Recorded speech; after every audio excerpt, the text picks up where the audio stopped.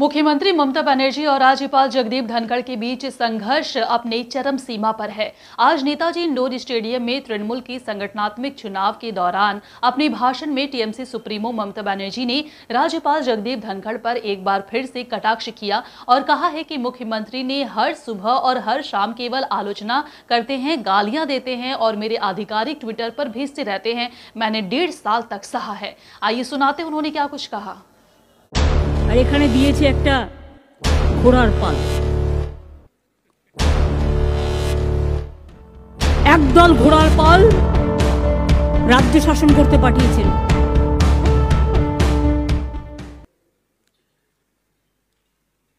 এই কথাটা আমার মনে এলো কারণ 26 জানুয়ারি আমি একটা ঘোড়াকে দেখছিলাম।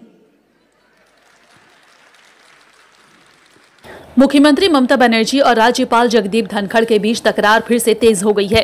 सीएम ममता बनर्जी ने बुधवार को एक बार फिर से राज्यपाल जगदीप धनखड़ का मजाक उड़ाते हुए कहा है कि ये काउंसिलर का चुनाव नहीं जीते हैं और उन्हें निर्देश देते हैं। तृणमूल कांग्रेस के सांगठनिक चुनाव के अवसर पर नेताजी इंडोर स्टेडियम में खड़े होकर मुख्यमंत्री ममता बनर्जी ने राज्यपाल जगदीप धनखड़ पर जमकर निशाना साधा। तृणमूल कांग्रेस के सांगठनिक चुनाव में ममता बनर्जी निर्विरोध रूप से एक बार फिर से पार्टी की चेयरपर्सन निर्वाचित हुई हैं। पार्टी का चेयरपर्सन निर्वाचित होने के बाद ममता बनर्जी ने केंद्र की बीजेपी सरकार पर भी निशाना साधते हुए कहा है कि पार्टी का राष्ट्रीय स्तर पर विस्तार ऐलान किया गया है। मुख्यमंत्री ने कहा है कि हर सुबह और हर शाम केवल आलोचना करते रहते हैं, गालियां देते रहते हैं और मेरे आधिकारिक ट्विटर पर भेजते रहते हैं। मैंने 1.5 साल तक सहा है। और वे कहते हैं कि बंगाल में कोई लोकतंत्र नहीं है, बंगाल में शांति नहीं है, बंगाल में लोगों के लिए कोई न्याय नहीं है, बंगाल में सिर्फ हत्या, बंगाल में सिर्फ महिलाओं पर अत्याचार, बंगाल में सिर्फ हिंसा होती रहती है। वह घर बैठे दूरबीन से देख रहे हैं। पूछो यूपी में क्या हो रहा है, देखा है?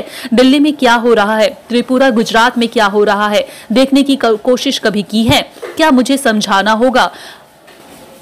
सीएम ममता बनर्जी ने कई तरह के सवाल राज्यपाल जगदीप धनखड़ पर उठाए हैं। आइए सुनाते हैं इसके अलावा उन्होंने और क्या कुछ कहा। আর এখানে দিয়েছে একটা ঘোড়ার পাল।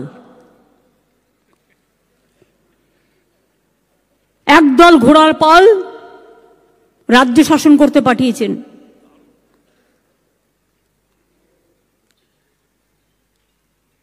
এই কথাটা আমার মনে এলো কারণ 26 জানুয়ারি আমি একটা ঘোড়াকে দেখছিলাম। মাউন্টেন পুলিশকে দেখছিলাম, আমরা তাদের নিয়ে গর্ব করি, তারাও জানতে পেরে গেল ঘোড়ার পাল আছে। আমরা তো শিখিয়ে দিইনি, এই বলবে যে তৃণমূল কংগ্রেস শিখিয়ে দিয়ে এসছে। আজকে তারাও রেজিস্ট করছে, ঘোড়ার পালদের রেজিস্ট করছে। সকাল নেই সন্ধ্যে নেই, শুধু আমায় গালাগালি দিয়ে বেড়াচ্ছে আর আমায় গালাগালি দিয়ে আবার আমার অফিসিয়াল টুইটেই আমাকে পাঠিয়ে দিচ্ছে। 1.5 বছর ধরে সহ্য করেছি। বাংলায় গণতন্ত্র নেই, বাংলায় শান্তি নেই, বাংলায় মানুষের উপর বিচার নেই, বাংলায় শুধু খুন, বাংলায় শুধু নারী নির্যাতন, বাংলায় শুধু হিংসা। উনি ঘরে বসে বসে দূরবীন দিয়ে দেখছেন। জিজ্ঞেস করুন ইউপিতে কি হচ্ছে একটু দেখেছেন? দিল্লিতে কি হচ্ছে একটু দেখেছেন? ত্রিপুরায় কি হচ্ছে একটু দেখেছেন? গুজরাটে কি হচ্ছে একবার দেখেছেন? দেখবার চেষ্টা করেছেন? আমাকে কৈফিয়ত দিতে হবে। মা ক্যান্টিনে 5 টাকায় গরিব লোকেদের আমরা ডিমের ঝোল ভাত খাওয়াই, তাও বলছে কি করে হবে, কেন হবে, কোন সিদ্ধান্ত হয়েছে, কে সিদ্ধান্ত করেছে? আরে মুখ দিয়ে অনেক কিছু বেরিয়ে যায়, সামলে নি, ওই ঘোড়ার পালের মতো। বলে আমি ইনস্ট্রাকশন দেবো, আমার ইনস্ট্রাকশন ফলো করতে হবে। আমরা একটা কাউন্সিলর তো জীবনে হও নাই, একটা ইলেক্টেড কাউন্সিলর হলেও বুঝতাম যে একটা ইলেক্টেড কাউন্সিলর হয়েছে। রাজনীতিতে 10 বার দল বদল করেছো, দল বদলু সব, আর আজকে বলে বেড়াচ্ছ দেখলেঙ্গে। কি করলেন তোমরা জানো তো নিয়মটা? সুদীপ দ্বারা জানে তো, সৌগত দ্বারা বা মনীষ দ্বারা, যারা দীর্ঘদিন কাজ করেছে। You cannot call an officer without the asking, without the permission of the chief minister. This is called democracy, democratic system. সকাল থেকে রাত পর্যন্ত পুলিশ কমিশনারকে বলছে সকাল 10টায় এসে দেখা করো, চিফ সেক্রেটারিকে বলছে 11টায় এসে দেখা করো, হোম সেক্রেটারিকে বলছে 12টায় এসে দেখা করো, তাজ বেঙ্গলকে বলছে একটা এসে টাকা করে খেতে হবে।